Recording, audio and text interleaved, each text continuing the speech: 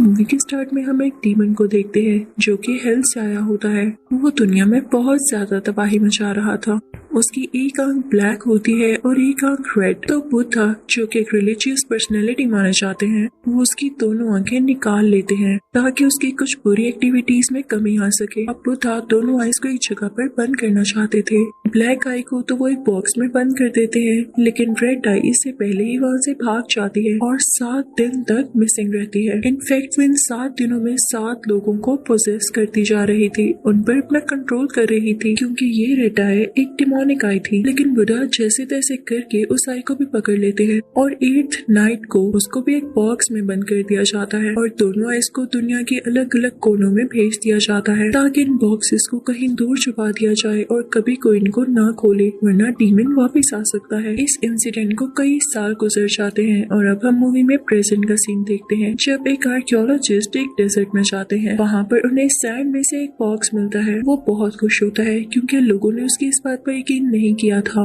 कि वाकई किसी डीमन की दोनों आइज को एक बॉक्स में बंद कर दिया गया था और अब हो सकता है कि वो लोगों को वाकई प्रूव करें कि उनको ये आई मिल चुकी है और ये एक डीमन की है। अब इस बात को 14 साल गुजर जाते हैं। हम 2021 का टाइम देखते हैं। जो रात आज होती है उसमें चांद का कलर रेड हो जाना था और इस रात को सुपर मून नाइट कहा जाता था। अब वही आर्कियोलॉजिस्ट एक रिचुअल करने लगता है और उस आंख के ऊपर कुछ खून डालता है जिसमें उसका खून भी शामिल होता है और कई और लोगों का भी, ताकि उस आंख की ताकत वापस आ सके और वो अपने इस रिचुअल में कामयाब हो जाता है। रेड आई में दोबारा से उसकी ताकत आ जाती है। अब दूसरी तरफ हमें एक मॉन्क दिखाया जाता है जो कि एजेड होता है। उनको रियलाइज हो जाता है कि रेड आई की पावर्स वापस आ चुकी है और उसे लाने वाला कोई इंसान है और जो बाकी ब्लैक आई रह गई थी वो भी बुद्धा के स्टैचू के नीचे से मिल चुकी थी। अब यहाँ से सीन चेंज होता है एक कंस्ट्रक्शन साइट की तरफ, जहाँ पे एक वर्कर काम कर रहा होता है। वो पहले मॉन्क हुआ करता था, उसका नाम होता है पार्क, और यहाँ से सीन उसी मॉन्क पर शिफ्ट होता है जिनको रेड आई के एक्टिव होने के बारे में पता चल चुका था। उनके पास उनका एक स्टूडेंट आता है जो कि बोल नहीं रहा था क्योंकि 2 साल से उसने ना बोलने का प्रॉमिस ले रखा था। ये एक तरह का रोजा होता है जिसमें ना बोलने को भी इबादत में काउंट किया जाता है।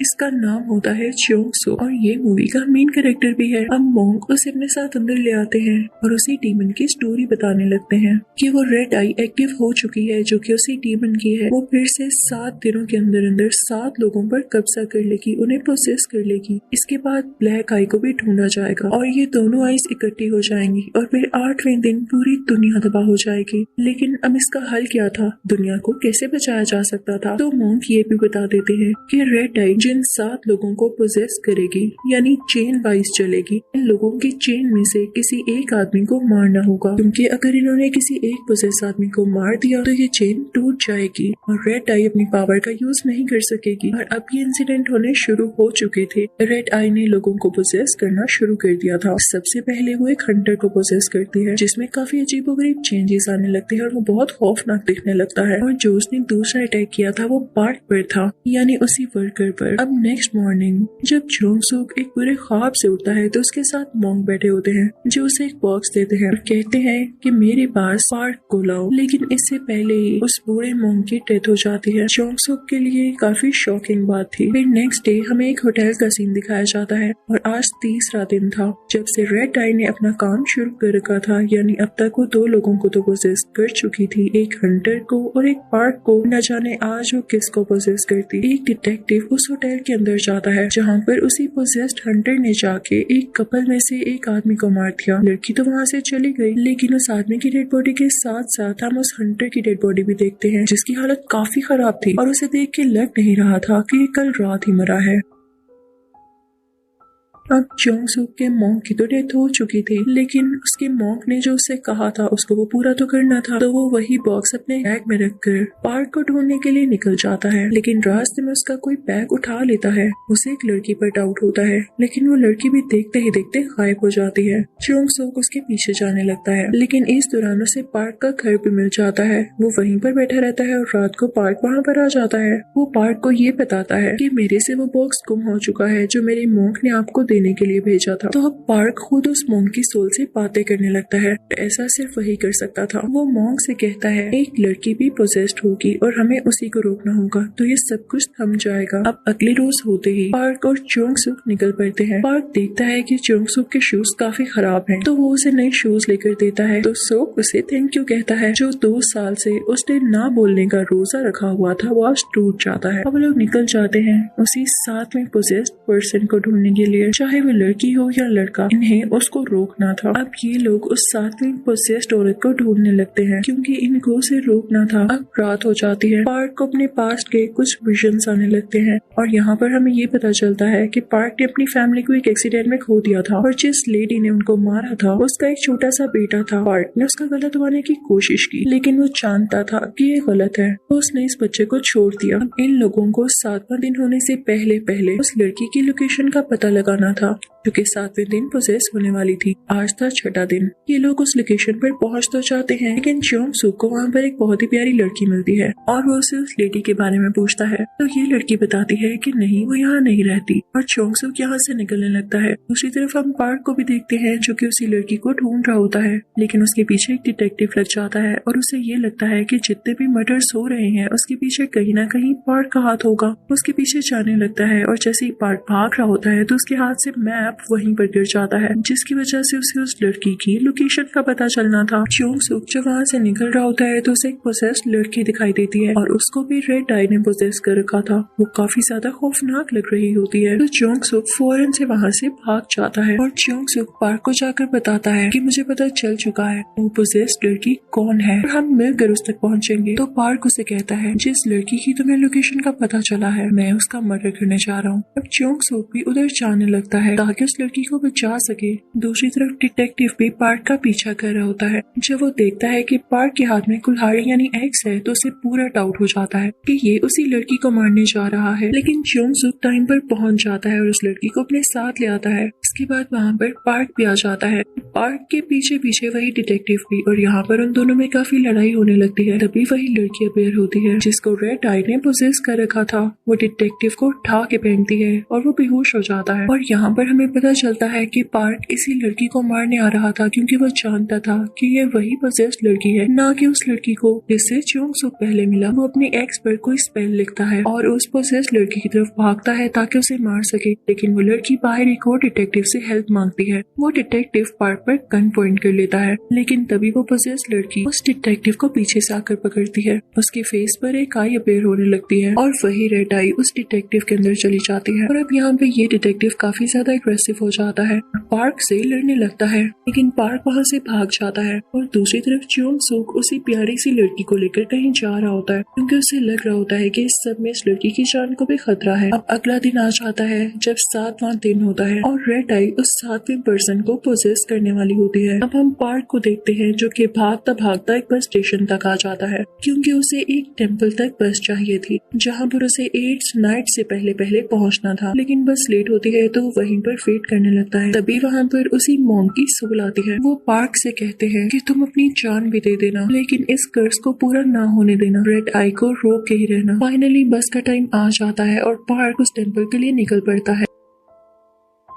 इसी के साथ साथ वही पोजेस्ड डिटेक्टिव भी वहाँ पर पहुंच जाता है। अब हम देखते हैं जोंगसुक को जो कि उसी लड़की के साथ होता है। वो लोग एक जंगल में होते हैं और वहीं पर एक जगह पर रेस्ट करते हैं। हम उसी डिटेक्टिव को देखते हैं जिसको उस पोजेस्ड लड़की ने बेहोश कर दिया था। वो उसी घर के अंदर जाता है जहाँ पर वो प्यारी लड़की रहती थी, तो उसे एक बूढ़ी औरत मिलती है जो कि उसे सारी कहानी बताती है कि जिस आर्कियोलॉजिस्ट ने इस रेड आई को एक्टिवेट किया था उसको ये प्यारी लड़की पसंद किया करती थी और ये एक घोस्ट है, इसीलिए अब तक इसकी एज नहीं बढ़ी और इसने अपना खून भी दिया था ताकि उस रेड आई में पावर आ सके। और ये सब कुछ इसने सिर्फ उस आर्कियोलॉजिस्ट के लिए किया क्योंकि वो कुछ रिचुअल और एक्सपेरिमेंट्स जो कर रहा था। लेकिन ऐसा करना हुआ कि उस रेड आई ने उन सब लोगों को मारना शुरू कर दिया जिसका ब्लड उसके अंदर गया। अब दूसरी तरफ हम देखते हैं कि पार्क भी उसी जंगल में पहुंच जाता है जहाँ पर जोंगसुक और वो लड़की थे और तभी वहाँ पर जोंगसुक नोटिस करता है कि उसका बैग पड़ा हुआ है जिसमें ब्लैक आई वाला बॉक्स है और ये इसी लड़की ने चुराया होता है क्योंकि ये दोनों आइज को एक साथ करना चाहती थी और अपनी जान बचाना चाहती थी। और इन लोगों को ये भी पता चल जाता है कि आखिरी पोसेस हुआ हुआ इंसान वही डिटेक्टिव है जिसके अंदर उस पोसेस लड़की की वजह से आ गई। तो यहाँ पर पार्क कोई रिचुअल स्टार्ट कर देता है क्योंकि पार्क जानता था कि वो डिटेक्टिव पीछा करते करते टेम्पल तक पहुंच गया तो यहाँ भी जरूर आएगा और जब वो यहाँ पर आएगा तो हम उसको खत्म कर देंगे।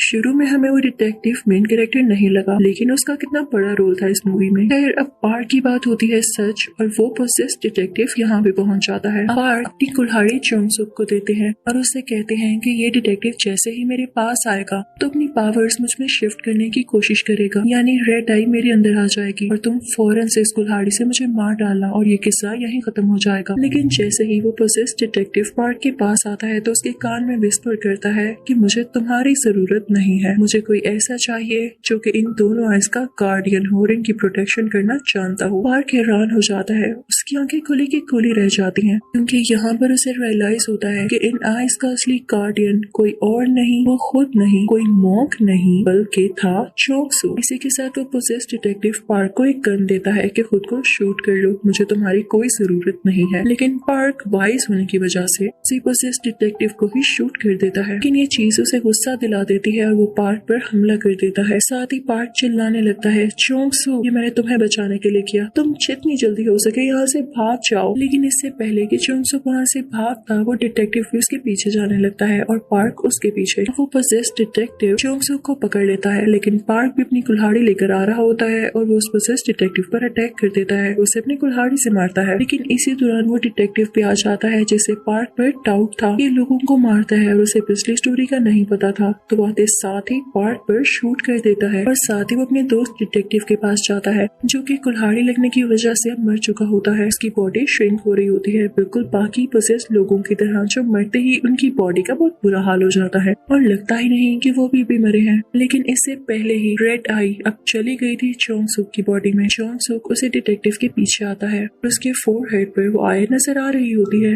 वो डिटेक्टिव को उठाता है और उसे जोर से दूर फेंकता है। एक दर्द की शाख उसकी बॉडी के आर पार हो जाती है और वो मर जाता है। अब चोंग-सूक क्योंकि पोसेस्ड हुआ होता है तो वो ब्लैक आई वाला भी बॉक्स खोल देता है ताकि दोनों आइज इकट्ठी हो जाए और डीमन दोबारा से एक्टिवेट हो जाए।